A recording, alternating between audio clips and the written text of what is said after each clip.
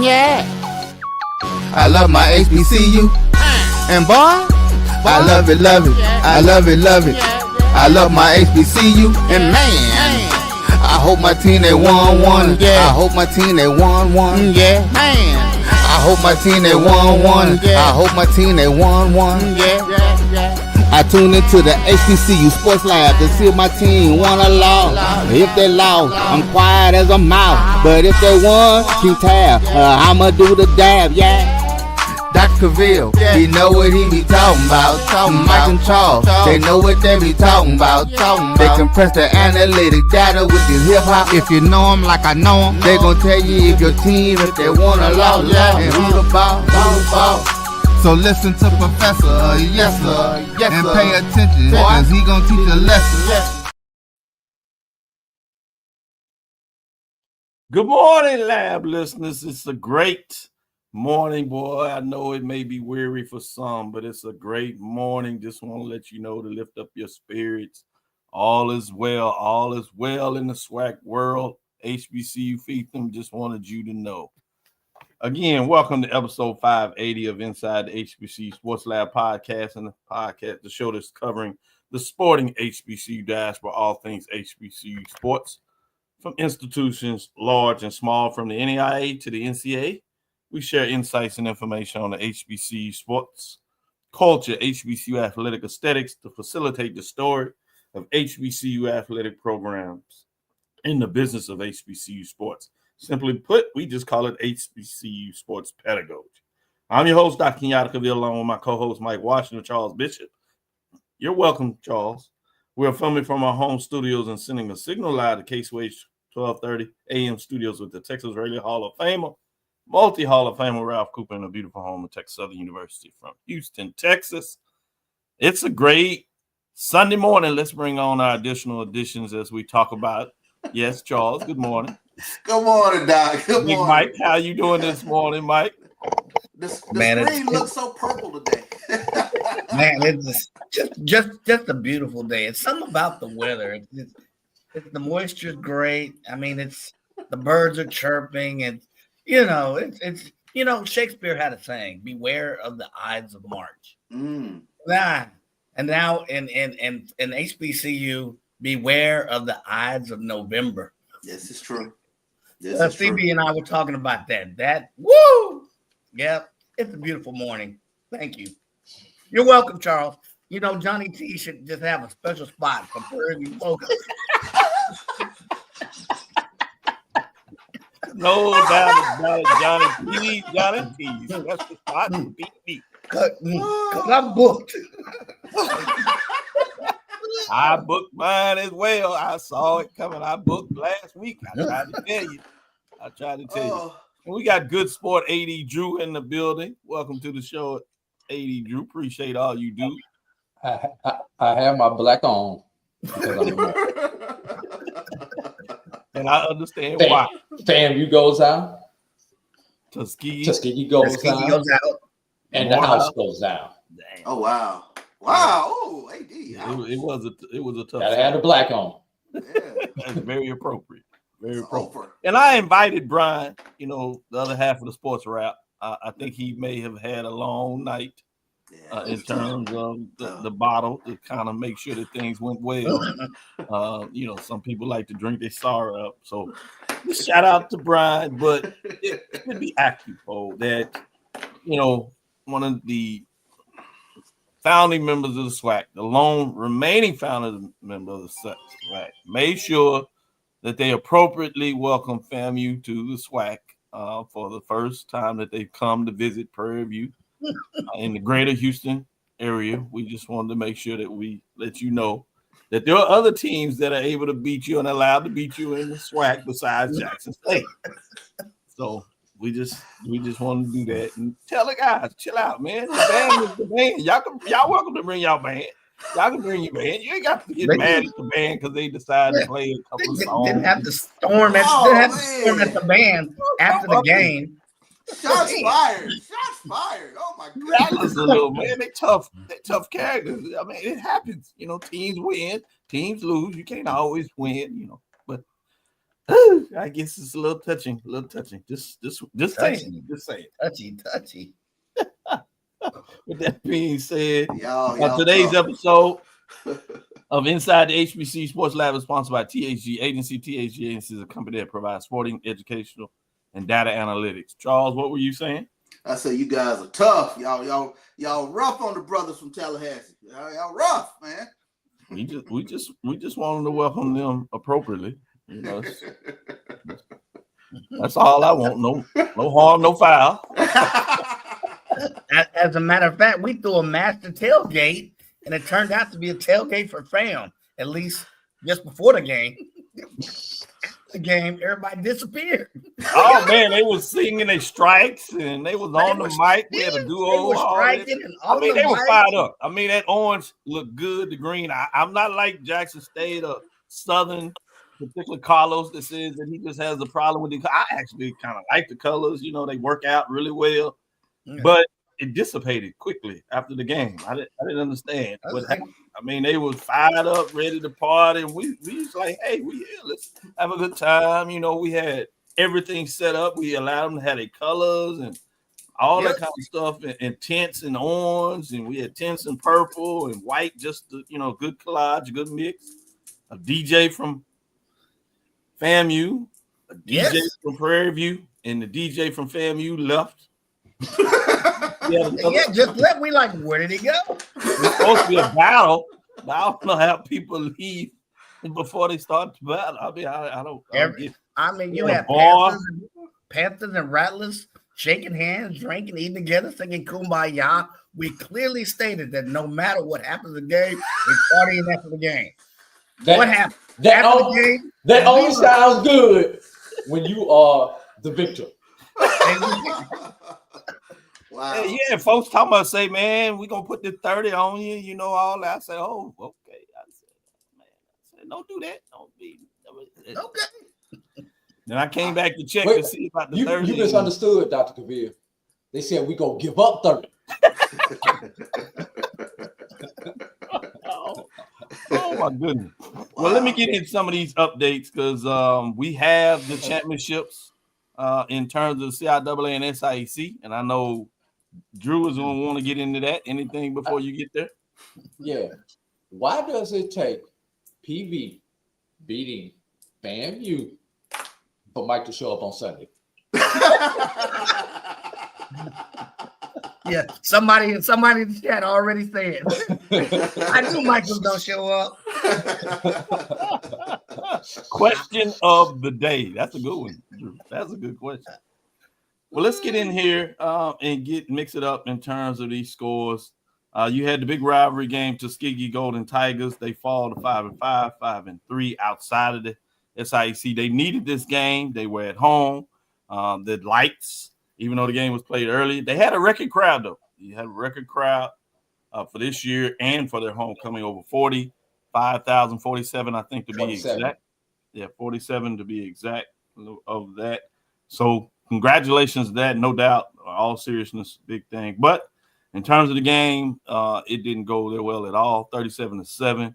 We have our little page that we do in terms of Messenger, and Miles players, a couple of them did the rap battle blast that was hilarious. Oh my God. To the Biggie rap. And they did a good job on that. Give you updates on Florida Memorial Lions, West Virginia State Yellow Jackets. But let's get into the top 7 due to time. Fort Valley Wildcats lost to Albany State Golden Rams 20-15, upset in some people's world, but not to be that much. But it certainly pushed Fort Valley State out of the SIAC championship game. If they had won that, they were in. With the loss, it actually knocks both teams out, 6-4, 6-2, which means number 6, the Clark Atlanta Panthers, that defeated the Morehouse Maroon Tigers 28-17, improved to 6-2-1, 5-2. They are in the SIAC championship game. Remember early this season when I told y'all consider about Clark Atlanta? Look at it now. They are playing for a championship. So that rat poison That rat poison. Remember a little bit about that rat poison? Yeah, now y'all really know about that rat poison. They got one final chance next Saturday. They are on the road. They go to Miles. It's a rematch. They lost at home. Now they get a chance to see if they can get a little revenge. And if they can, guess what? They hold up a SIAC championship. Who would have even thought they would be in this position? Wow. Winston-Salem State, they win this past weekend. They improved to 73. 5-2. What an incredible season for them. Virginia State Trojans defeat the number 1 Virginia Union Panthers, probably the upset of the weekend. Many people thought it would be an intriguing game, but very few truly picked the Trojans. They win 35-28. At number 3, Miles Golden Bears, as we said, defeat Tuskegee Golden Tigers 37-7, 8-2, 8-0. They had clinched their spot in the SIAC, and they will be hosting the championship. Now they know who they will play, which, as I said, is Clark Atlanta. So you're going to have a top 7 matchup in the SIAC championship game, which is appropriate. At number 2, Johnson C. Smith Golden Bulls lost the Livingston Blue Bears. Let me say that again. They lost the Livingston Blue Bears 15-12. We were up in the suites watching the end of that game. They were down 15 to 5, whatever. They scored late to make it 15-10 or whatever. Late in the game, they got the crucial stop with about 2.5, and they were actually a little beyond midfield. Made a good play. First down, second down, quarterback was rushed a little bit, threw late to the left side of the field in the flat, and the defensive back undercut it, caught the interception, and essentially the game was over, which meant the Johnson C. Smith magical season comes to an end with a tough loss and also puts them outside of the CIAA championship because of the victory of Virginia State and their loss. Virginia Union, who was previous number 1, was 1 for a week. They lose, so it'll be interesting to see who's number 1. Probably you have to lean maybe to Miles, who's at 3. We'll see officially on Tuesday how it all stacks up and all the voters. Brandon is sending his stuff. A.D. Drew is sending his votes. Charles, Mike, you can send in yours. You have time as we get to the end. Probably more important, appropriate time to get that in. But Virginia Union loses 35-28, which means in the CIAA, the championship will be a rematch of the game that was just played this weekend between Virginia Union and Virginia State, which should be interesting for a championship in terms of those two colliding. This time, it's not just to see who will play in the championship game. It's going to be who gets to raise the trophy, I should say, for a CIAA football championship. It'll be interesting to see potentially both of these teams can get bids. Winston-Salem State was in that 7. What does this look like? In terms of that, obviously that Clark Atlanta Miles championship will be big, as Drew has told us, in terms of those regional rankings. So we shall see. Let me go to you all and just get y'all thoughts on the mid-major. Obviously, we came in talking a bit of major division. The big upset for a lot of folks, obviously, was Prairie over FAMU. But it really got a little interesting in the mid-major. Charles? The Smurf turf, it tripped up Johnson C. Smith. I think that's the one that jumps out for me. I mean, when you take a look at it, Johnson C. Smith, they had one job, and back-to-back weeks they couldn't get it done. And for such a tremendous season to kind of turn on his head towards the end, I mean, we say it all the time, just things get dicey in November. You never know what might could happen. I said you're probably going to have some head-turner games. That was a head-turn game for me. I did not see Livingstone knocking out Johnson C. Smith. Oh, man, they already talking about fumbling. Johnson C. fumbling their hopes away. It was an interception, man. Mike, what was your thoughts? Yeah, for me, it's not just about the game. I agree with CV that, man, we started off the season, Johnson C. Smith this, Johnson C. Smith that. They were undefeated, could nobody. And then they hit a few stumps. But to me, it was about the race. You had 4 teams with, 2 losses that could have easily run this, between Virginia State, Union, Smith. And it was just interesting how it played out. And now you'll have an all-Virginia CIAA championship. Who would have thought this at the beginning of the season? But that race toward the end, and the horse that you thought was not going to make it, hit a few stumbles. It's more fascinating about the race than just that one game. Mm. To your point, Mike, I think a lot of folks actually would have saw Virginia State, but after the season started to play, coming to you, Drew, to get your thoughts, I think it is disappointing to some degree after what was previously the Southern Division had their greatest season in terms of the depth of the teams in the Southern Division, and actually played out of their favor. That they essentially beat each other up. Yeah. To the point that neither of those teams will be playing for a championship. And then you add on insult to injury with St. Paul previously out of St. Augustine previously out of the Southern Division, having to give up its football season.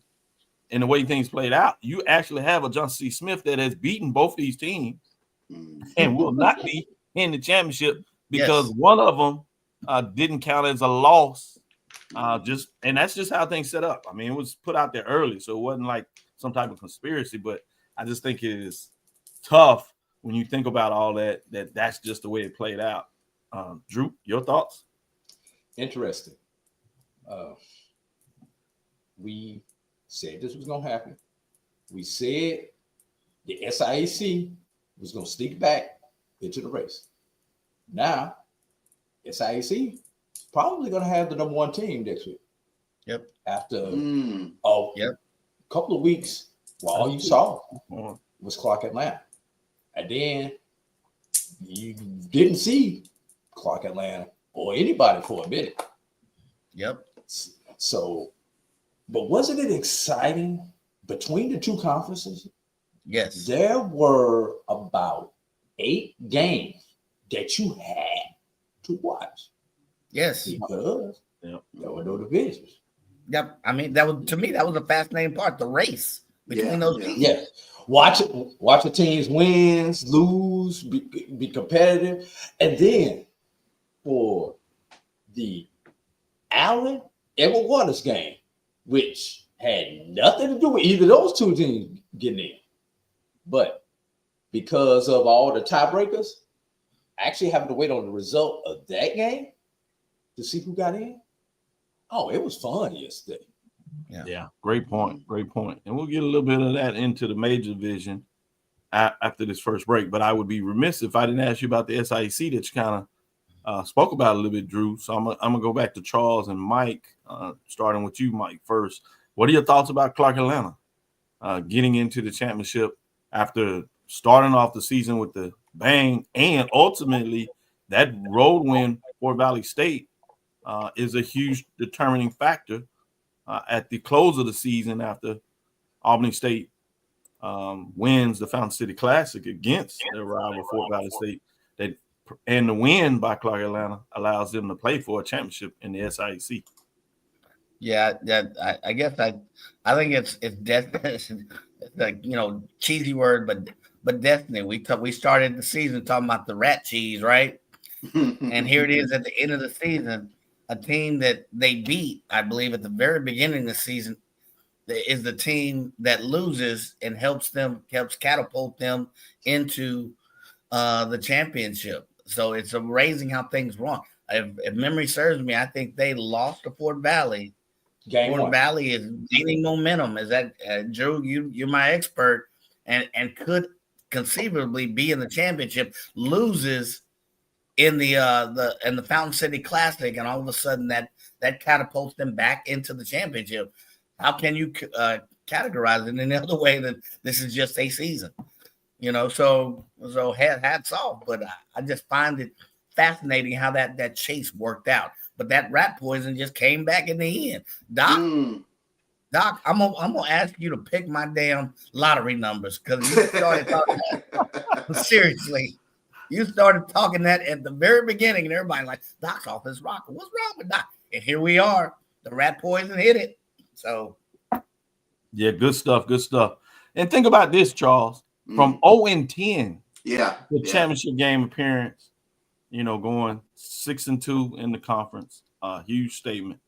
Probably the toughest loss, obviously, was Lane, or they really would have had a season to remember. But now they really have a chance to make the final statement. But 0-10, this should be all over the newspapers in Atlanta in terms of what they were able to do, particularly with Morehouse, Spelman, Clark Atlanta, what they're able to do with First Take on Friday. Big battle of the Cats on Saturday, clutch win and going down. It's huge. Yeah, I think you touched on it. I mean, to go from 0-10 to playing in the championship game, you're talking about a facelift of a program. You can't say enough about what Teddy Keaton has come in and done and brought this football program to prominence. The transfers coming in from Allen, David Wright leading his team and really following his team all season. Like you said, you put them on notice early, and Coach Keaton had to try to tamp that down a little bit. But that first head turner game when they knocked off Bethune-Cookman, then everybody really had to pay attention to what Clark was doing over there.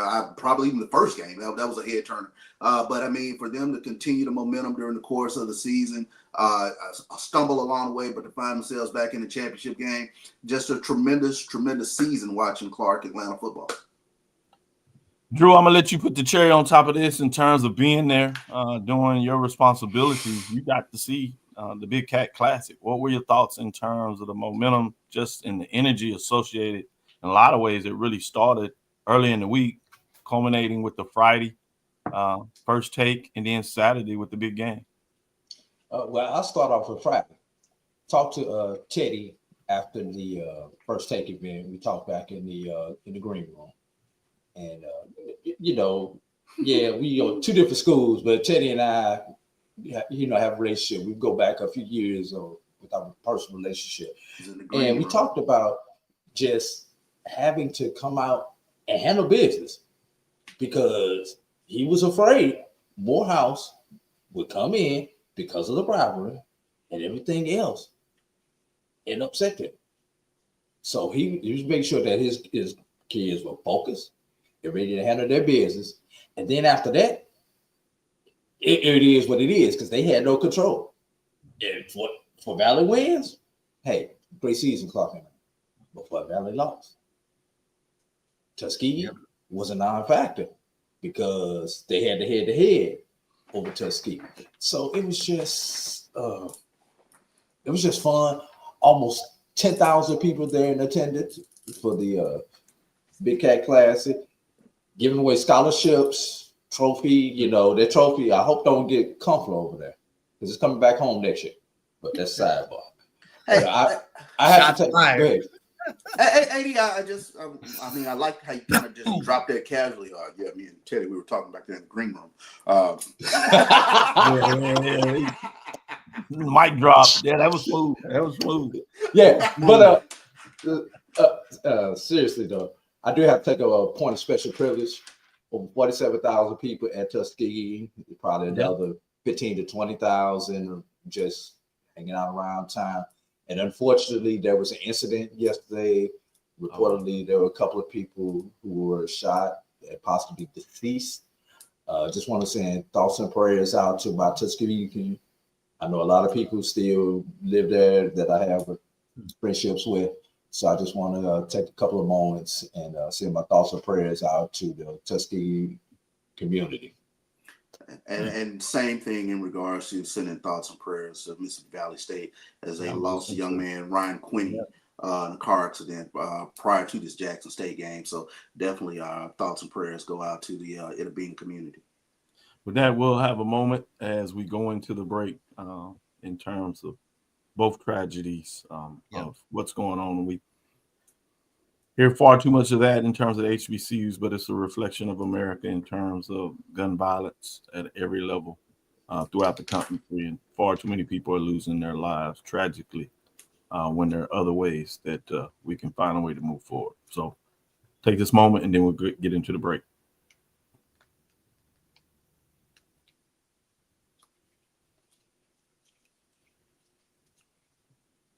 It's never too early to plant the seed, to share the tradition, and instill a sense of pride in your HBCU with your little ones. HBCU Pride and Joy Children's Boutique helps you share your school spirit with a wide selection of adorable kids apparel and accessories officially licensed from your favorite HBCU. Visit hbcupridejoy.com and follow us on all social media at HBCU Pride Joy on Facebook and Twitter. supermarket sushi, really? No. Wait, Troy, you work here? I'm never not working. Like Head & Shoulders Scalp Shield technology, up to 100% dandruff protection, even between washes. Never not working, huh? Oh, Troy, you're such a good teacher. Yeah, I know. Never not working. Never not working. Never ever not working. Are you serious? Never not working. Dandruff protection that's never not working. Head & Shoulders Scalp Shield technology. Hey, grab me one too.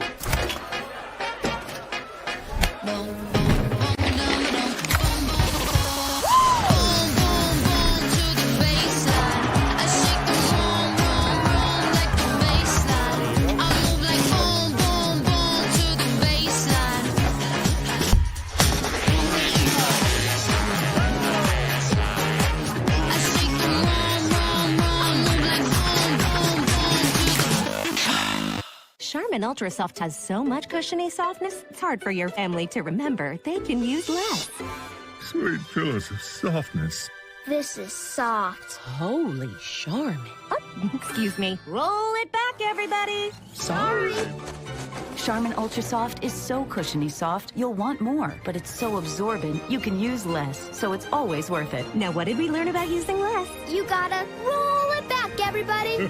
We all go, why not enjoy the go with Charmin?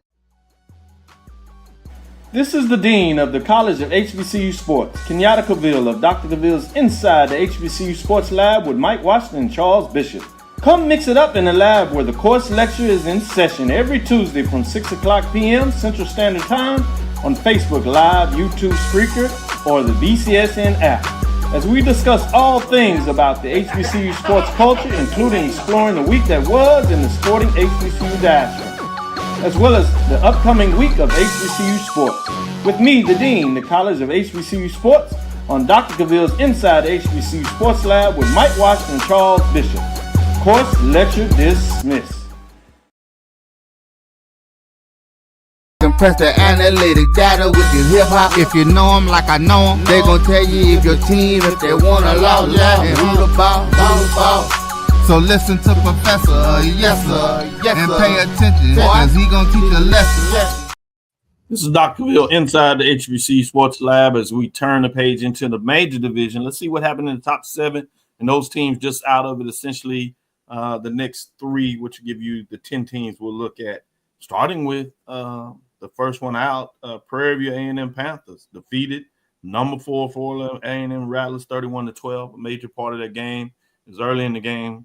Quarterback Richardson went out with a concussion, and Prairie View actually jumped on the board early, which they hadn't been able to do, scoring and playing from in front really big. And then instead of holding on, they actually stretched out the lead late in the game.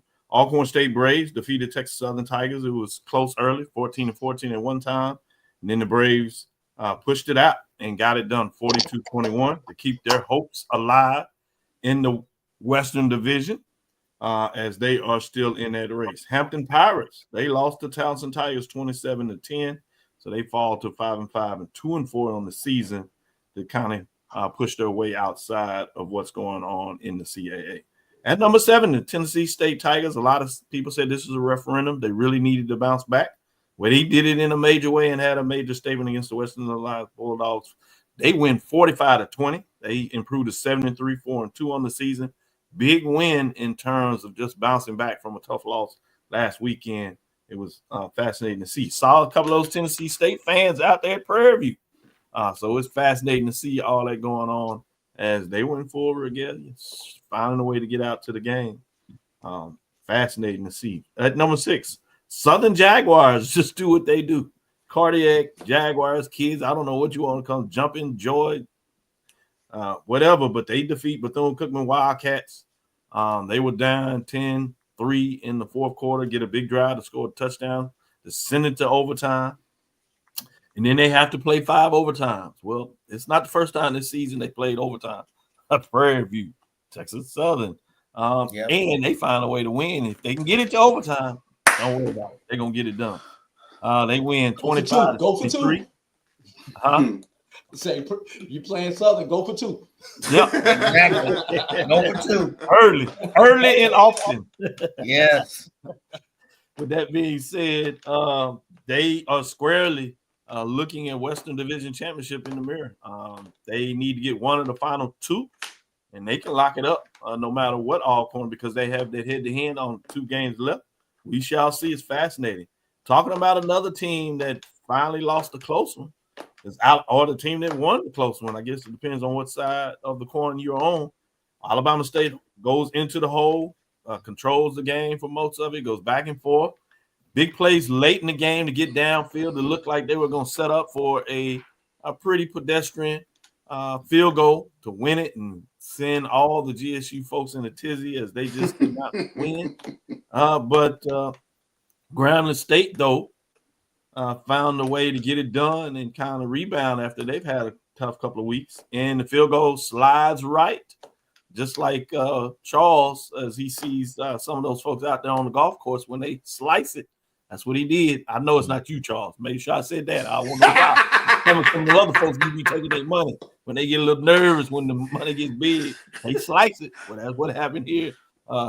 Shout out to John Grant. I saw he was down there getting a little bit of the mid-major love in Georgia N, but he'll probably have to go to South Carolina this week, or Morgan, I should say, actually on the road, because South Carolina State talk about teams that can punch their tickets. They're right there upon it. But we'll get to them shortly. We're on Alabama State loses 24-23, 5-4, 4-2. It doesn't quite wrap up things in the Western Division, just for you know. There are 2 remaining games. So theoretically, this matchup with Jackson State is still big. Jackson State would have to lose 2 of the last. I don't see that, but it is against teams that find a way to get up for them with Alabama State.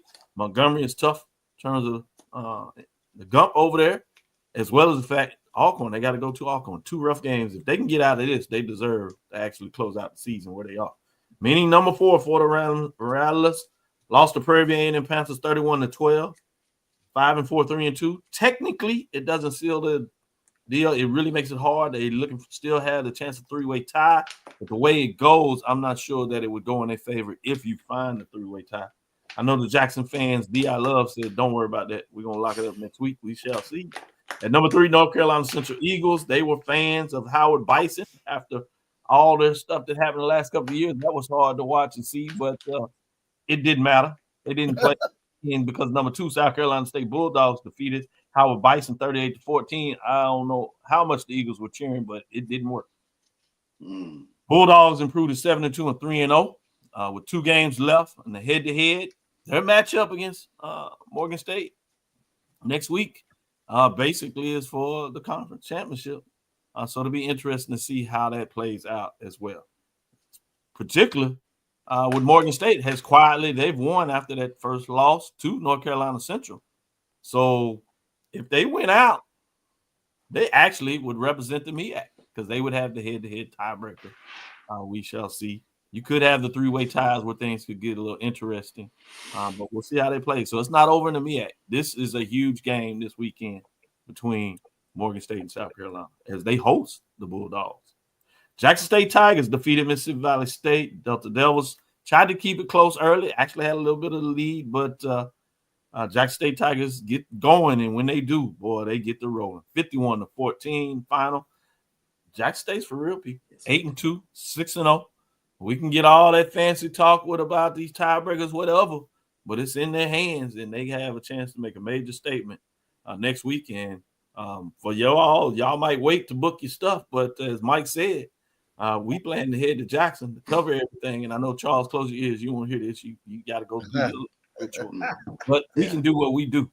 I do ask you to do this for us, though. Make sure we got our plate and table. Now, open your ears. I need you here. Reserve Johnny T for us. Yeah. Reserve. Now, you can do what you love to do. Johnny T for us. Make sure you represent all our Jackson State D.I. Love players. We're going to be in town to see y'all do y'all thing. We like working with y'all. We like having y'all can have a whole restaurant. Just that place upstairs, that little table in the corner. That little corner. That little corner right there. That's where we want. Give Johnny T a call. Charles, we go to you so you don't have to wait to get this out. What do you thought about this weekend in the process? Let me start from the bottom up. I mean, big win for Tennessee State on the road.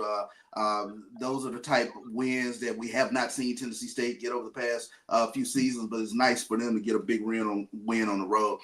I keep saying it might not be aesthetically pleasing to watch, but Southern getting these wins, these improbable sort of wins, whether overtime or stealing victory out of the jaws of defeat against Texas Southern, just something just kind of keeps building with them week to week. So dangerous team. It might not look pretty, but dangerous team to me. For Alabama State to give up 10 points, I believe, in the fourth quarter, I did not think that would happen. Kudos to Grambling for chasing them down against one of the better defenses in the SWAC. And then I'm going to come back to Prairie View in Florida A&M. But South Carolina State going on the road, getting that win against Howard, that was huge. And then Jackson State they're just going to punch you in the mouth. I mean, when they get to running downhill, Irv Mulligan gets to coming downhill, put your hands up. I mean, they play with a chip on their shoulder. So very impressive to see them actually go out and hammer Valley the way they did. Prairie View and Florida A&M, it has to be frustrating, because that's the sort of potential that Prairie View has had all season. They were a more physical team yesterday. That was the thing that jumped out for me, because I did not see this sort of physicality from them. But there were a couple times they just punched FAMU in the mouth yesterday, and that jumped out for me yesterday. And I was like, wow, where has this been all season? It has to be a little bit frustrating for PV. Particularly on a couple of those runs, you saw it. And you're absolutely right. A lot of Prairie View fans are like, shoulda, woulda, coulda, in terms of the season. Those tough fourth-quarter losses, and some of it was a lack of physicality all throughout the game. So people were excited about their win, but I'm not sure if they were even maybe a little frustrated about thinking about a season that could have been. Mike? Yeah, let me start with the Alabama State game against Grambling. I was watching that, in the suite and whatever. I was a little bit disappointed at Alabama State. I mean, after putting 400 yards up, most of which was through third quarter, you would thought they had this game locked up. I mean, they literally had, Grambling, and Grambling just wouldn't fight. So kudos to Grambling. They wouldn't stop fighting. And, this Alabama State defense, we talked about this defense, but they let, Grambling come back in the fourth quarter, 2 touchdowns down. So that one was, to me, threw me a little bit further. And even in the last few minutes, I think there was less than a minute, CB and I were watching it, Alabama State had the ball. They went down the field in 3 plays. Not 1, not 2, but 3 plays. Lined up well within the red zone and missed a chip shot. That game just perplexes me. And then Southern, I don't know what to think of Southern with their 3 overtime wins this week, but hats off to them for teams that never stop fighting. We said this West was going to be crazy. Grambling never stops fighting. Southern obviously never stops fighting. We thought Bethune. We thought for a second, here's a Bethune upset, and here comes Southern. It goes to the 5th overtime, and here they go with the win over Bethune. And CB, you hit it on the nail for me. I was talking to so many PV fans before the game, and they're like, do we have a puncher's chance in Hades to win this one? Well, we got to come out, hit them from the very beginning, hit them in the mouth. Hit him in the mouth and don't let up. And we were able to do that. And you talked about the defensive side, CB, but I'm going to talk about the offensive side. One of the Achilles tendons for PV is not being able to put complete drives together. Where did this come from? They put complete drives. They'd had their mistakes, but they put complete drives against a solid FAMU defense. So I was scratching my head. I was, I didn't know whether to drink, celebrate, or be sad. Luckily, I chose all 3. Good stuff, Mike. I was like, where was this PV? I mean, that was the theme after the game. Where was this against Southern? Where was this early in the season? We proved we could have, but that's kind of where I'll round out my session. Where's Great comment. Drink from last night? Great comments, particularly with Alabama State. This is the first time we've probably seen Alabama State defense, quote unquote, fail them. They had bailed them out all season, so I don't want to like dump on them. But this is one that was crucial in terms of them not being able to make just one more play that they basically have made all season for this. The second thing is the special teams. We've seen Alabama State special teams cost them a game or two throughout the season, or certainly make sure that they were in a couple of more games where the defense put them in position, they mix field goals. Well, comes up again. A field goal is something that didn't let them get it done. AD Drew, your thoughts on the top 7 before we take our second break, and then we get into the unveiling the top 7 for week number 11. Talk about Alabama State special teams. Special is the word. They're either specially good or specially bad.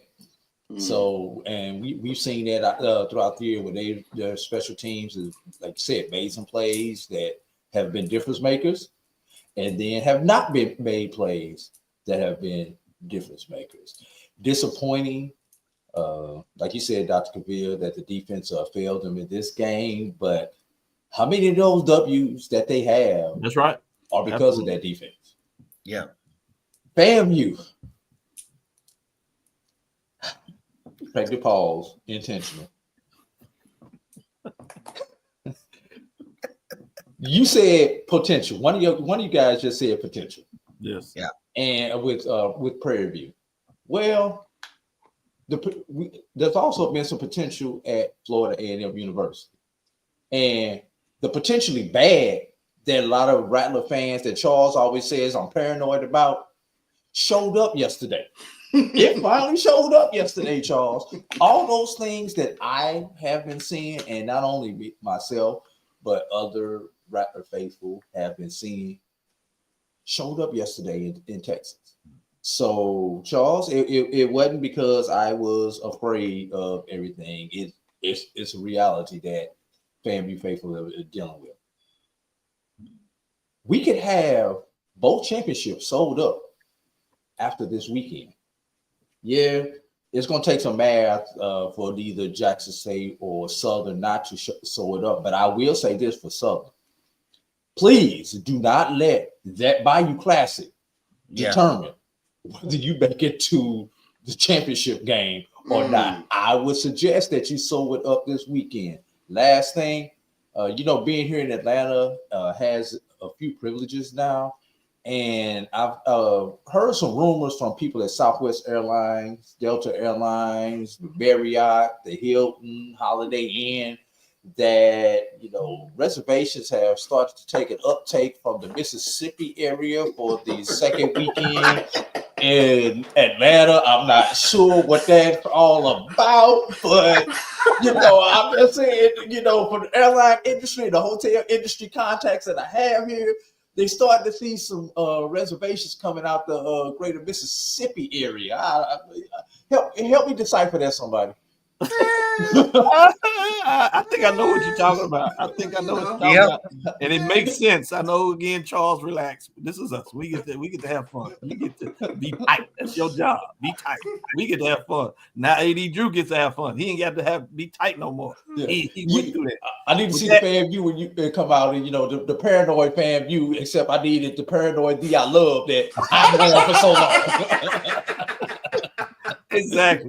With that, let's take our next break. We'll come back on the other side, and we're going to give you the top 7 major division style, let you know where everybody fits up. We talked about the CIAA, SIAC, but we'll take the next break to give you the major division in week number 11. What's going on in the top 7? Any changes? Any team dropping out? New teams in the hunt? We shall see. Be right back after this break. Looking for the ultimate cultural experience of 2025? The Zora Outdoor Festival of the Arts is where you need to be. From January 31st to February 2nd, Eatonville, Florida will come alive with incredible live performances from the Lavert Experience and Sunshine Anderson.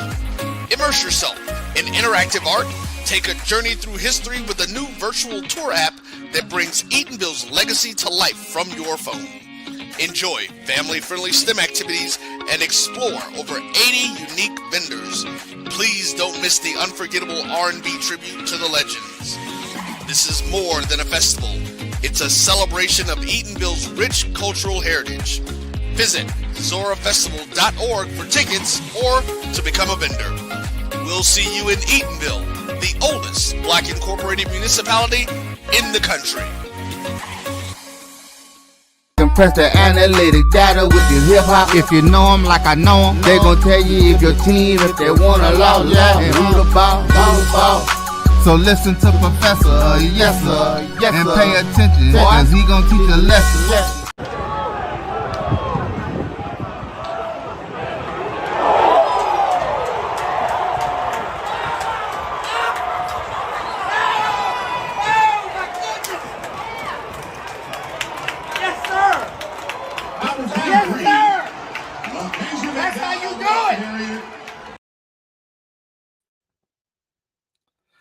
This is Dr. Cavil inside the HBCU Sports Lab, and I do think that's what Mike was talking about. Mike get hot. That's Mike's suite. I just want y'all to know. He lets me in. That is Mike's suite. Big money Mike. See, that's what happens. He's on assignment everywhere, but he's making that money. So I ain't making that money. I ain't mad at him, boy. He take care of little bro. Don't he, Charles? Don't he? Yeah, he do. Yeah, he do. Man, we go out to eat. We ain't got to worry about nothing. The wine flows well around Mike. All right.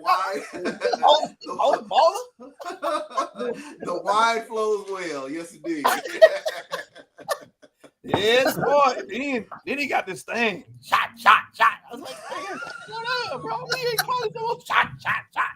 After this game, boy. Shot.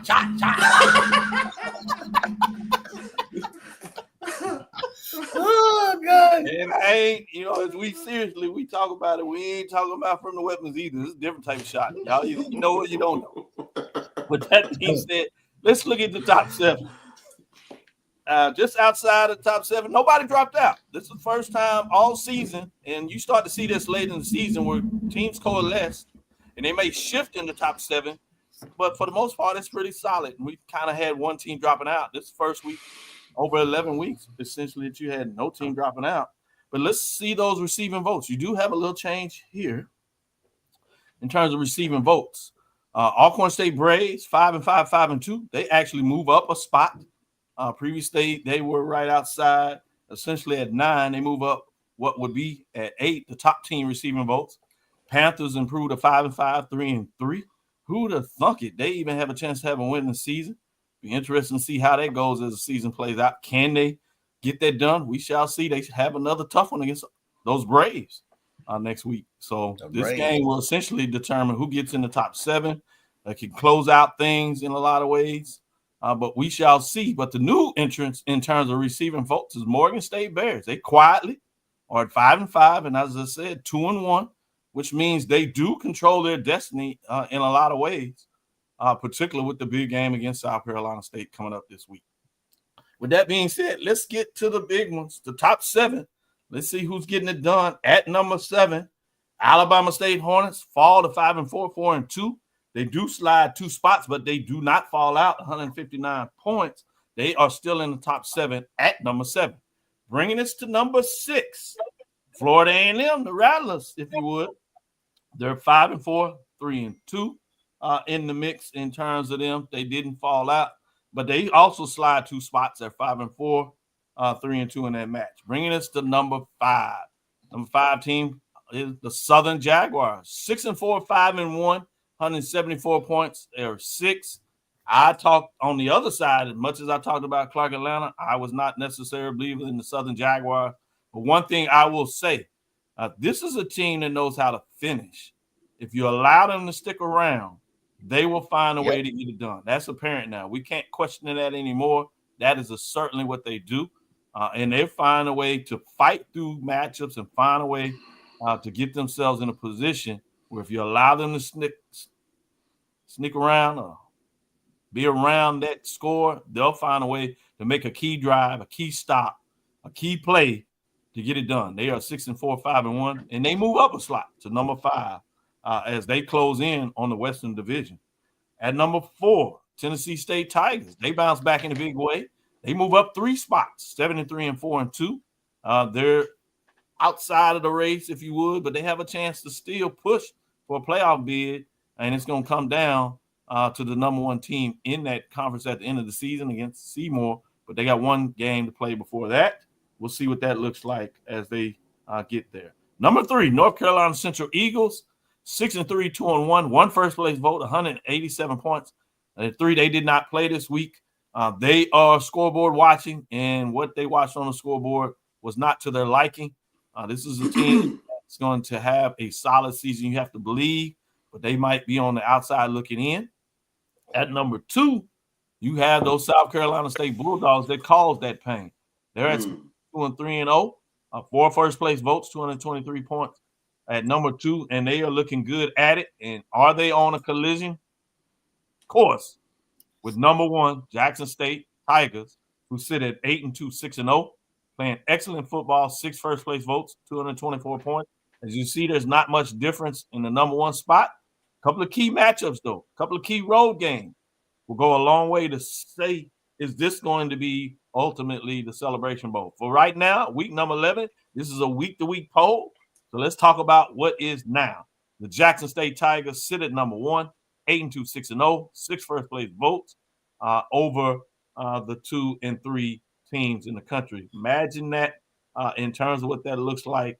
Now, I'm going to go to you, AD, to start things off in terms of the major division poll rankings. What are your thoughts in terms of the top 7 in week number 11? I'm going to start where I finished last week. And I'm going to start with who is the one person who is still giving Central a first place vote. Central has a bit of those 6. They have a victory against Virginia Lynchburg. Yep. Oh, now. Yeah, we know they played a couple of they played the FCS also. So a like level competition. They are 5-2. I mean, 7 wins, 8 wins. I mean, I don't care who you vote number 1 out of Jackson State and South Carolina State when it comes to that. I know who I did, but neither one of them had Lynchburg on their schedule. I'm just gonna leave it right there with that one. Especially not playing this week. Yeah. I wonder that. You know, there is a fan that we work with that's in North Carolina Central. I wonder how he's. He got to be that one. Is that Josh? I ain't gonna is that say Josh? That's all I want to know. Is it Joshua Sam Sr.? Josh, come on now. I need you to be unbiased. Leave your alumni card at home when you go to the polls, my brother. You know you can't campaign. You can't wear campaign T-shirts in the polls. You can't wear your alumni stuff when you go vote, bro. You gotta vote. You gotta remain neutral. VJ Jones was Southern. He had no first place vote, but he didn't give a number 1 vote. Right? Maybe realistic. Yeah, they do have a show tonight after Sports Wrap, so we'll be checking that as well. With that being said, I just want to hit. Go ahead. I'm sorry. I want to hit Tennessee State. Tennessee State, an excellent chance of making the FCS playoffs. A lot of people don't realize that 7-3 that Tennessee State has is a legit 7-3 because they are one of only 2 HBCU FCSs that play an entire FCS schedule. No D2s on the schedule. No FBS on the schedule. So when the committee looks at that 7-3 is a legit 7-3. Now, strength of schedule, we know they play Valid. We know they play UAPB. So that's going to bring their strength of schedule down slightly. But that 7-3 is a FCS 7-3. Another victory probably gets them in no matter what they do against Southeast Missouri. Obviously, a victory against Southeast Missouri is definitely going to lock to be, even though they can't. I don't think they can win the conference now, but that'll definitely put them in. And close your ears, John Grant, because I know you're watching. Potentially open up the debate on whether Tennessee State could be considered for the national championship. Should you get, and I'll say this, BJ Jones, should Southern be the team that wins the Celebration Bowl? Interesting. Good spin. Chaos. Charles? Well, I tell you what, I think November 16th, I think, Mike, you touched on it. Beware the odds of November. Huge one with Jackson State going into Montgomery next weekend. Hey, I can't say enough about the Montgomery Chamber of Commerce. You're going to make some money because Tiger Nation is heading your way this weekend. Expect a huge dosage of Jackson State fans making the trip. Anytime Jackson State fan base starts smelling a championship, it's something warms the cackles, if you will. It's going to be very interesting. I think first test accomplished with regards to South Carolina State, going on the road, knocking Howard off. Another one this weekend versus Morgan State. Is that going to be another whiplash game where we start checking our phones like, so that's going to be a very interesting game. And then, I think Southern in the same sort of situation. They cannot afford to overlook UAPB, still an explosive offense that can get things done. And the SEMO loss yesterday was interesting in regards to Tennessee State. Now I have, in terms of taking a look at what Tennessee State has an opportunity to do against Southeast Missouri, I think that's very interesting. AD, you touched on it, a legitimate 7 wins with regards to Tennessee State's program. Impressive bounce back because in the latter part of the past few seasons, we've seen Tennessee State kind of slough off. Good stuff. Great comments for all. That's the poll rankings in week number 11. Let me give it to you again. We have Alabama State sitting at 7. At number 6, the Florida A&M Rattlers. At number 5, Southern Jaguars. At number 4, the Tennessee State Tigers. At number 3, North Carolina Central Eagles. And number 2, South Carolina State Bulldogs.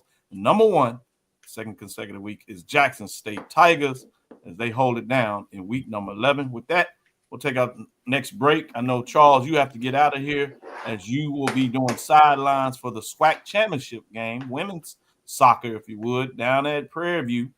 Kicks off at what, 3 o'clock? 1 o'clock. 1 o'clock. 1 o'clock. And then it's a volleyball game that's at 3 o'clock. That's at Del Mar for Texas Southern University. With that being said, the championship game on the women's side features 2 first-time entrants in the final.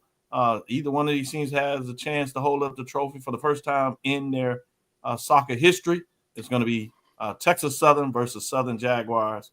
That's the number 1 seed versus the number, what is Southern coming in seeding? I believe Southern might have come in as, if I'm not mistaken, maybe the number 3 seed, but very interesting matchup. Texas Southern, Victoria Pucci, she had a tremendous soccer tournament last year, 2023. She's picked up again. She scored 3 goals in this 2024 soccer tournament, going up against one of the best goalkeepers in the SWAC in Sydney Bellamy. So it should be a really good soccer match. Whoever comes through that, Southern came through penalty kicks, a tremendous game on this past Friday night, knocking off Grambling, who won the SWAC soccer championship last year. Yeah, that's 7 penalty kicks it took after a double overtime in a rainstorm. Shout out to Southern getting it done against their rival, knocking off last year's champion. So it should be fat then to see what that looks like. With that being said, I'll be right back after this last break. Charles will jump off and we'll finish things up on a couple of key matchups. Be safe out there, Charles. We certainly be watching. With that being said, let's take our last break. At AutoMasters LLC, our mission is to serve our community by providing quality automobiles at affordable prices. All of our vehicles are inspected and certified to offer you the confidence in knowing you have a quality vehicle. Our goal is to provide you with a seamless process and positive experience for your automobile purchase. Financing recommendations and specific vehicle inquiries are available at your request. You can find us at www.automasters06.com and follow us on Facebook and Instagram. Also, please feel free to contact Terrence Miles at 601-927-7794. And oh yeah, tell him Sonia sent you. Compress the analytic data with your hip hop. If you know them like I know them, they gon' tell you if your team, if they wanna law, and who the ball. So listen to Professor, yes sir, and pay attention, cause he gon' teach a lesson. This is Dr. Cavil with Inside the HBCU Sports Lab. Let's get in this last segment, talk about some matchups. We kind of teased this up when we did the mid-major and how teams fell out last weekend. But let's get into some of this matchup. We got championships on the line at the mid-major level. SIAC will feature Clark Atlanta Panthers after a magical season. Can they get the final hump?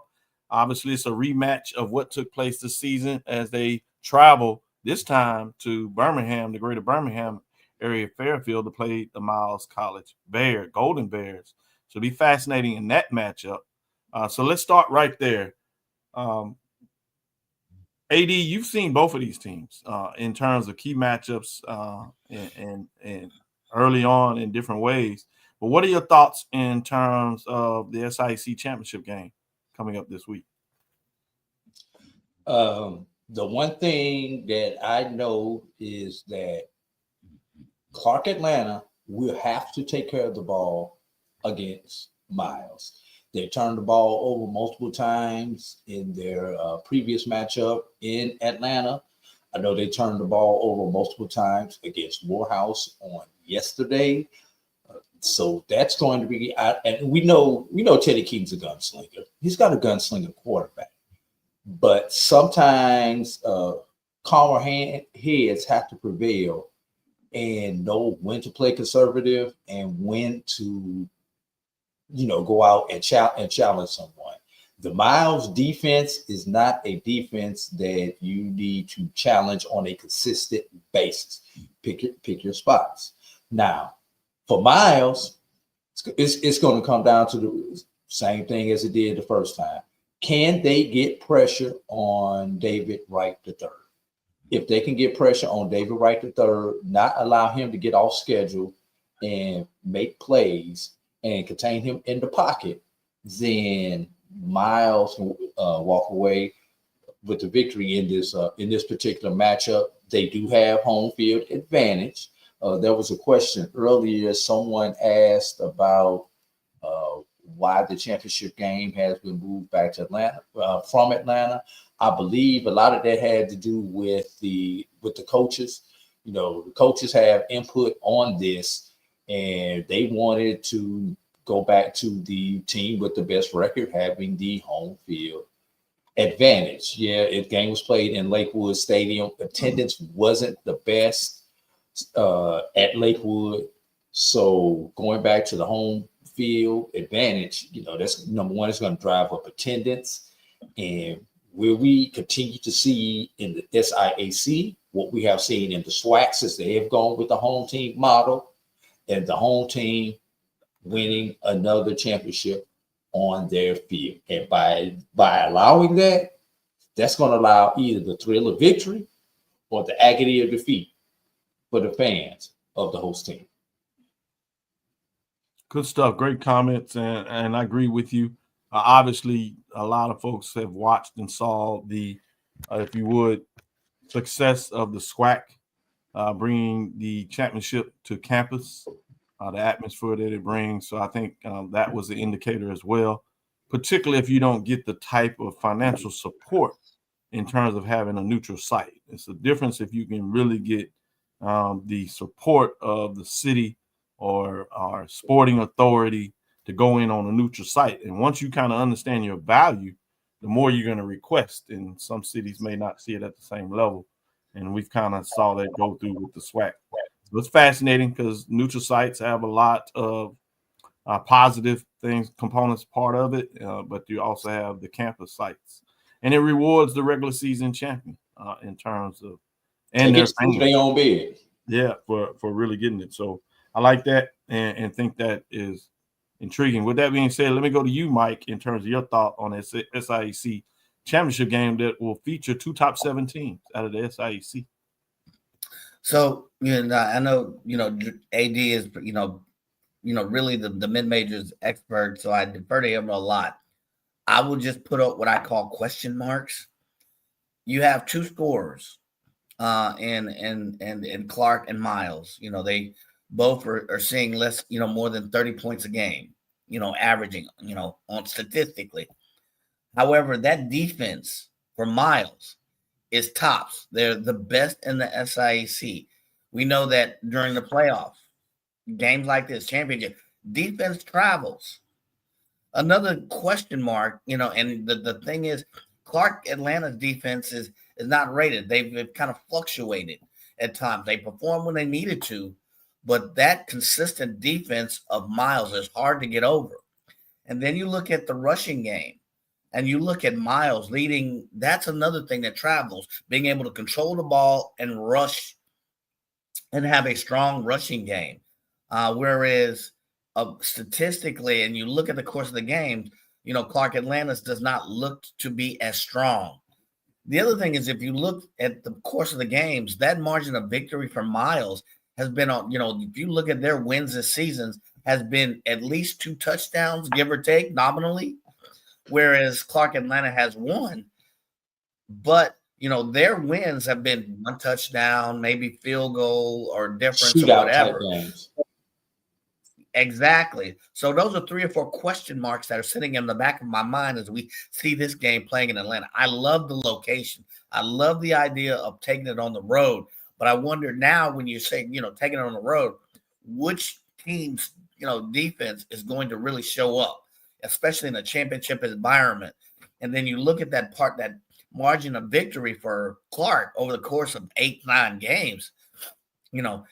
Great story this season, but can it really show up? So those are the question marks that kind of sit in the back of my head with this matchup. Great breakdown by both of y'all. Let's turn the page and go over to the CIAA. This time it's all Virginia thing, and it will be in Virginia. So you imagine you're going to have a nice crowd from both teams representing, as this time it's for a championship. Virginia Union versus Virginia State. You get the old mojo with the little fight back with Virginia Union being upset. How far does that play to turn around a week later and play the team you just played for a championship? This one is in a neutral site. So that should be fascinating to see how that plays out. Some people would think home field advantage would be worth 7. So now you're talking about this being a quote-unquote even matchup. So sticking with you, Mike, looking at this top 7 matchup, you would essentially say between Virginia State Trojans and the Virginia Union Panthers. Yeah, and you look at teams that on paper, they seem, statistically evenly matched. If you look at offensive and defensive output, and then you look at the rushing capability, and you see that Virginia Union is heads and tails above everyone else. I think Virginia State is 3rd or 4th in the conference, and then you say, well, who's leading the pack? And it's none other than Jada Byers. Is this going to be that time for him to step up and really show you how good we know he is in a game as important to this?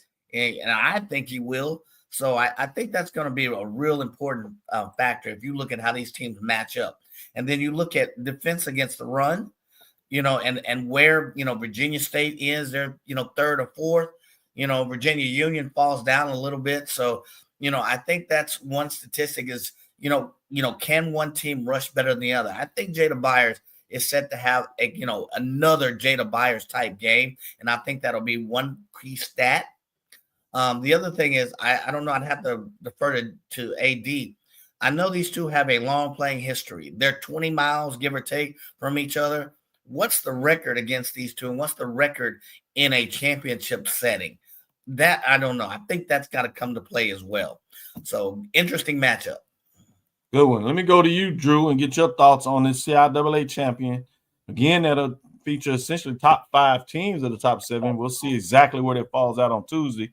And we'll even take a deeper dive after we unveil the mid-major poll rankings on Tuesday and get into the key championship matchups between the CIAA and SIAC. But now we're talking about the CIAA. What are your thoughts in terms of a rematch? Just a week before, we get rematches. We get that in the SIAC, but there's been a couple of weeks before that. This comes down to rivals at the end of the season playing in a conference game, and they find a way, both teams, to be in the championship the following weekend with this new format. They've removed the northern and southern divisions, similar to what you saw in the SIAC the second year that they've done that, removing the east and western divisions. What are your thoughts in terms of the CIAA championship next week? I'm going to start off with Mike's last question. Mike, first time they played each other in the championship setting, because it's the first time that we have not had divisions. Usually these two teams are playing each other last week, and under the old format, Union will be sitting at home. Virginia State will be playing in the championship. Now, they get an opportunity to run it back, as they like to say. You talk about the neutral site. I don't think the CIAA could have planned this any better when they did this. That the first year that they go away from this, you've got Virginia State and Virginia Union playing at your pre-chosen neutral site in Salem, Virginia. Now, these schools are 30 minutes from each other, but they both got to drive almost 3 hours for the neutral site game. So it's going to be this is our first case study, Dr. Cavil, of not only teams playing back-to-back weeks in a regular season matchup and a championship game that we have seen that I can think of in any of these championship game scenarios since we've gone to the championship game. And then we also have the case study of the neutral site within the same state. Will the fans travel or won't they travel? And the fans who aren't traveling, are they not going to travel because they just saw this last week? Or are they not going to travel because to some people, it makes no sense for me to travel 3 hours to go see the team that I normally travel 30 minutes to go see. So that's going to be interesting. Last thing I'm going to talk about this, and this is not necessarily with the matchup, but this is with the conference in general. Last week, we saw 3 teams who were ranked in the top 7. Virginia Union, Johnson C. Smith, and Winston-Salem State. And I'm talking about the regional rankings, everybody. So with everything that happened, with Johnson C. losing, Winston-Salem winning, Virginia State, who was on the outside looking in, winning, what is this going to really do with the regional rankings? And can Clark Atlanta sneak back up in there with a victory against a Miles? Because I say they won't get anything with the victory against Morehouse. Does nothing for their ranking, except it just looks good on paper that they got another W within the region in Division II. But with a victory from against Miles, should they upset Miles, be enough to get the SIAC into the ranking? Because remember, Miles was at the last spot before this game. And also, what did the Miles victory against Tuskegee do for their regional ranking? Was that able to bump them up a slot or two so that even if they lose to a Clark Atlanta and a couple other dominoes fall, Miles could still sneak in there? So it's going to be real interesting this afternoon when the regional rankings come out to see what's going on. Is Winston-Salem still hanging around? Is Johnson C. Smith still hanging around? Can Virginia State get in there? So I inquiring minds want to know. We'll talk about it tonight on the Sports Wrap Up. You know something, Dr. Cavil? Yep. Football season is over with for me. I might be back on Sunday night now. Oh, nice surprise. Gotta stay tuned to watch out. Let's see if that happens. Good tease, great tease. With that being said, let's flip it to the major division. John Grant, executive director of the MEAC SWAC Challenge Celebration Bowl, said he was looking for all 7 of the top 7 fans to be in the house for the Celebration Bowl. What's fascinating about that, I'll be interested to see if he's going to be on the road in Morgan and see if South Carolina State can wrap things up. Oftentimes he comes with his official invitation when teams have a chance to grab it. Will the Bulldogs grab it? With that being said, just before we close out on the mid-majors, while we're talking about the playoffs, which is certainly what we need to be talking about this year, we talked about last week that there will be no Florida Beach Bowl. That featured invitations to teams that were not in the playoffs. But imagine if the CIAA and SIAC join forces and decide to follow the lead of the MEAC and SWAC and have a championship game. What would that look like? What kind of discussions would that be going on this week to see a possible matchup between Virginia State and a Miles, or Virginia State and a Clark Atlanta, or Virginia Union and a Clark Atlanta, Virginia Union and a Miles?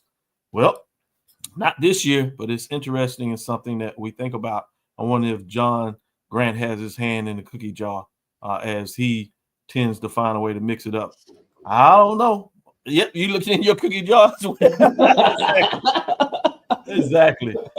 Just putting that out there and giving some things for John to think about. Not that he doesn't have enough on his plate already, but we always challenge him. Sometimes we challenge him creating a MEAC SWAC challenge for basketball, men's and women's. Maybe now we even pushing for a bowl game for the Division II. What would that look like? Besides that, this is the weekend I was really looking forward to. I don't know if people realize that, and it's really going to play out with some key matchups in different ways. You got 3 straight days where you get HBCU football on the television. It starts Thursday. You have a Thursday matchup with Grambling at Alabama A&M. Grambling comes in at 5-5 after a big victory. Alabama A&M had their victory as well at 4-5. Grambling travels to Huntsville on a Thursday. We'll get to watch that. Then you turn around on Friday, you go to the MEAC, and you get a Howard versus North Carolina Central. Obviously, this matchup was crucial, 250-point spots the last 2 years between these teams, and both teams, whoever won this game, had played for a championship in the Celebration Bowl. Looking on the outside, looking in for both these teams, a little more Howard on the outside than Central, but they need some big breaks.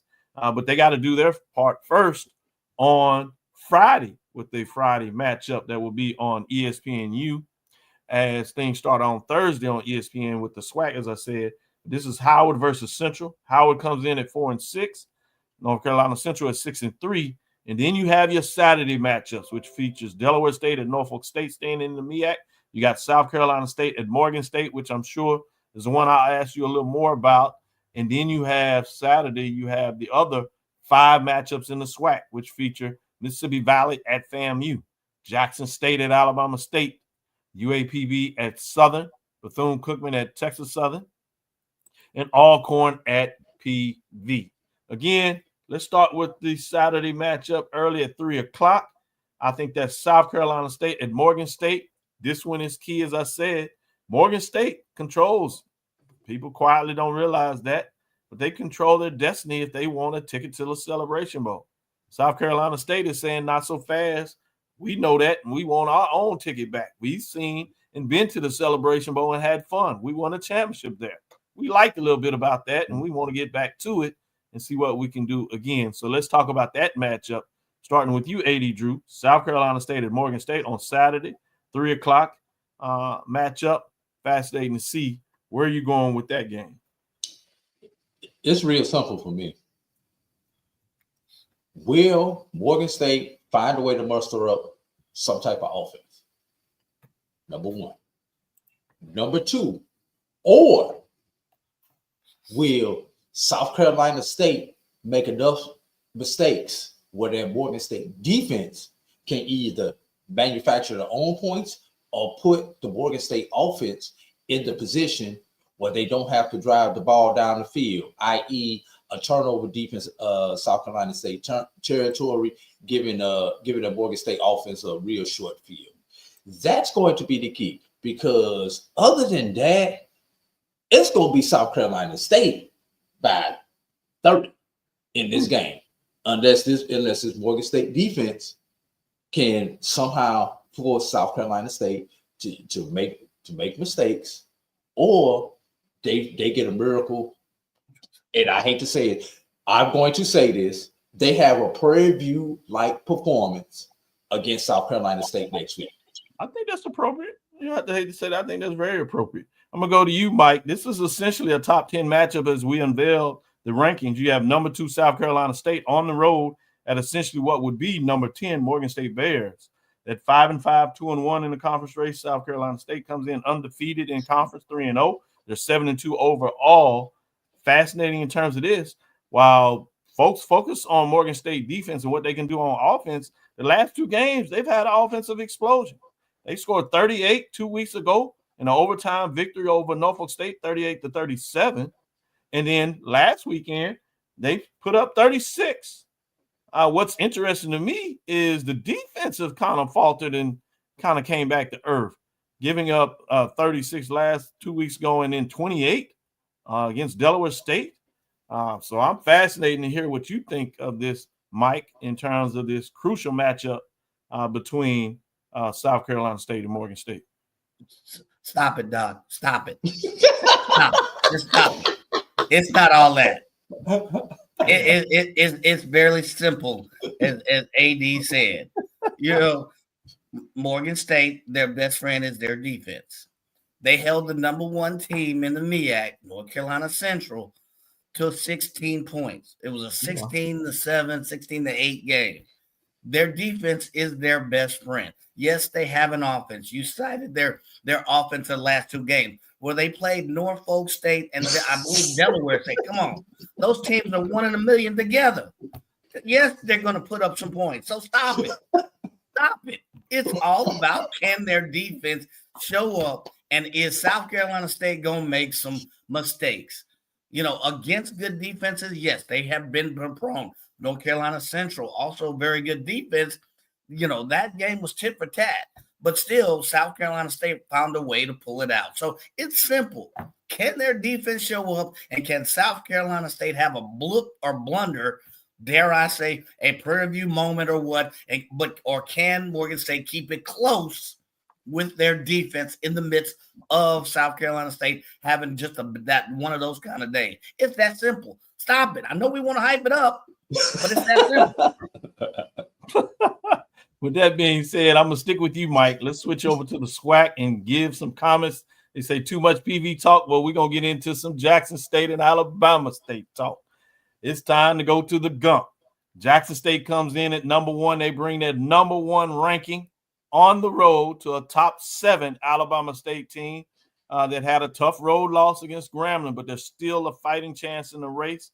And regardless of the records, this is one of those intriguing matchups where Alabama State always plays Jackson State tough. It'd be interesting in this matchup because it's crucial. It's for a championship. Jackson State with the win, they lock it up, period, point blank. With the loss, things can get interesting that last weekend. Jackson State comes in not just number one, but they're 8-2 overall, 6-0 in conference race, undefeated. They play Alabama State. That is 5-4 overall and 4-2 in the conference race. 1 versus 7. The 7-team host number one coming in. Mike, what are your thoughts in terms of this key matchup? Yeah, I think, I think Jackson State, if we had this conversation 3 or 4 weeks ago, you say, all right, this Alabama State defense, this game could go either way. They're going to Montgomery. This could go either way. I think Jackson State comes in with a lot of momentum, and unless they really flub the dub. And what do I mean by that? If you look at where they are now compared to, 2 or 3 weeks ago, Jackson State is hands the best offense, second in the league in defense. You got number one, Alabama State, with their defense. But what we've seen in the last 3 or 4 games, if you pay attention and you watched them, I watched 2 of their games, their defense has been prone to fail them in the 3rd and 4th quarter. I don't know what happens or what. Can their defense play the entire game? Then they can make it interesting against Jackson State, who could probably outscore them. Because if you look at it, I think Alabama State is not tops in the league in scoring. Their defense is what gets them. They're still on number 4, number 5, number 6 quarterback. Mm-hmm. I think they even try out quarterbacks for the band. So, but they still find a way to win. And when they run the ball and run the ball effectively, they can beat anybody. It's just, is their defense going to play well, and are they going to play for all 4 quarters? Jackson State is really Jackson State's own worst enemy. I think they come in with too much momentum. We have this game 3 or 4 weeks earlier. It's a different discussion, but now we've seen what both teams can do when there's a lot of money on the line. So, those are my thoughts. I think Jackson State comes in with a lot of momentum. If they don't, have a FAMU-like day and forget that they can play football, I think Jackson State moves forward. Good comment by HBCU Overdrive. Jackson State is rushing for 275 yards per game in the last 4 games. That is crazy to think. Well, obviously what is going to happen here is, can the Alabama State defense, can they stop the rush? Jackson State is not going to come in there quiet about it. They're going to try to run the ball and run it down their throats, which is fascinating because they do seem to wear teams down. And if anything, that's been a problem for Alabama State, particularly as not being able to get so much offense going. They tend to wear down in games. They've been able to hold on. They couldn't hold on this past weekend. Will that continue to play out? AD Drew in this top 7 matchup. Number 7 is hosting the number 1 team, Jackson State Tigers, coming in essentially a conference Eastern Division title is on the line for all purposes, if you would, in this matchup. What are your thoughts, AD Drew? There's no way Jackson State should lose. But you know what makes the month of November interesting, fellas? Yeah. That thing called injuries is what gets a lot of teams in November. We saw what happened yesterday when Richardson got knocked out of the game early in the game, and which allowed y'all to come in and talk cash money about Florida A&M. and just being real, if Richardson plays that entire game, you guys still may get the victory, but you don't beat FAMU the way you beat FAMU on yesterday. I agree. Backups are backups for a reason. Correct. Coaches who do not play a 2-quarterback system do not play a 2-quarterback system for a reason. Yep. So let's keep that in mind. That quad strain turns into a quad pull this time of the year. So long as nothing crazy like that happens to Jackson State, then Jackson State walks away with this particular game. I know we got a couple more games, and I'm gonna say this quickly. Just think what our discussions would be if we weren't talking about divisions. We would still have Jackson State 1. We would still have Southern 2. But teams number 3 and 4 and possibly 5 would be on Southern's heels right now and would really lead to interesting conversations instead of us talking about both races could possibly be done after this weekend, and the only thing left to determine is the host. Yep. Well, we'll talk about these games a little bit more on Thursday. We'll probably touch on some of them Tuesday, but we'll dedicate most of Tuesday in terms of the unveiling of the mid-major poll rankings and the 2 championships, CIAA, SIAC. We'll talk about the NIA programs in terms of Langston and Florida Memorial as they move through things. We'll make sure that they get a little bit of love as well. But the 3 other matchups that are fascinating this weekend that have divisional implications on the line will be UAP at Southern. Southern has played actually better on the road, but UAPB, after that big television win over Prairie View, has kind of come back to earth. So can they do some magic and hold off Southern? Can Southern not go to overtime this weekend? Then you have Alcorn at Prairie View. Prairie View is trying to find a way to have a winning season after things have kind of went south. Close out the home and send the seniors with the win at home. But you got Alcorn State that is just outside of it. They still believe they have a chance at the Western Division. If things play in their role, they will need to get the victory to put them some pressure on Southern to keep things going. So that's an interesting matchup for that reason. So kind of fascinating. The other one is Tennessee State. We talked about them as the independent. They're on the road.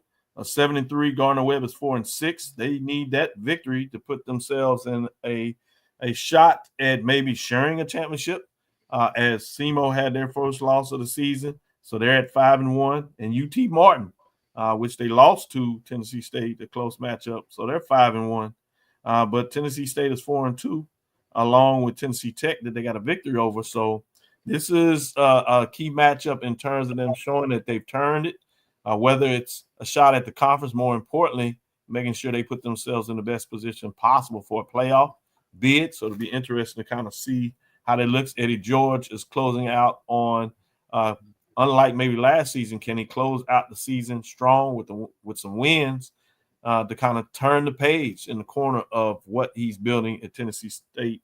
Fascinating to see how that'll match up. So those are some key matchups that we'll talk about later this week. But I will do this. I'll give you kind of final thoughts, and then we'll call it a show. Eddie Drew, what are your final thoughts in terms of as we go down the stretch for some conference championships, closing out the HBCU season will ultimately lead into some playoffs, Celebration Bowl bids, and national championships for these football teams that are still in the hunt? Southern has played, count on fellas, 10 overtime periods this season to get 2 wins. Can Southern not allow UAPB to take them to overtime? Can we get a winner? Can we get a loser in the 60 minutes allotted for this game? Right. I'm just asking, but this game kind of scares me because UAPB is a team that can sneak up on Southern, and Southern is not focused. So I'm gonna leave it right there. But that's the one game that I really want to keep an eye on is that Southern UAPB game. Will Southern come out and play ball like they should, or will Southern revert back to the scary Southern that we have seen so often? You know, Cats have 9 lives, but Southern plays 10 overtimes. Good one. Mike, what are your final thoughts?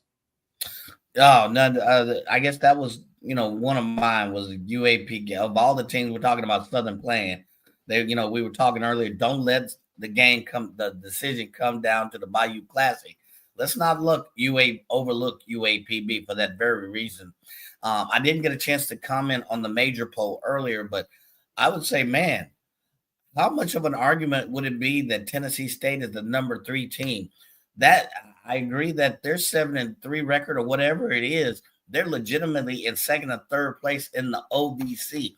And anytime in the past they've even made it to the middle, we've questioned their games, the wins especially, and their schedule. This, without question, this Tennessee State team is a legitimate number 2 or 3, arguably in your polls. And depending on how the math plays out, who wins or losses, could they enter the conversation at the end of the year as a potential Black College championship? Just saying, just arbitrary thought.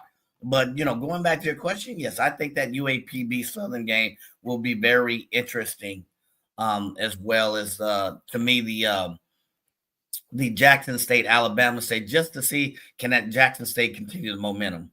So. Great points. Great points made by both of you. Good to see that you got to have some comments in the top 7. Certainly wanted to make sure you had that. AD Drew spoke a little bit about that too, Tennessee State being a spoiler.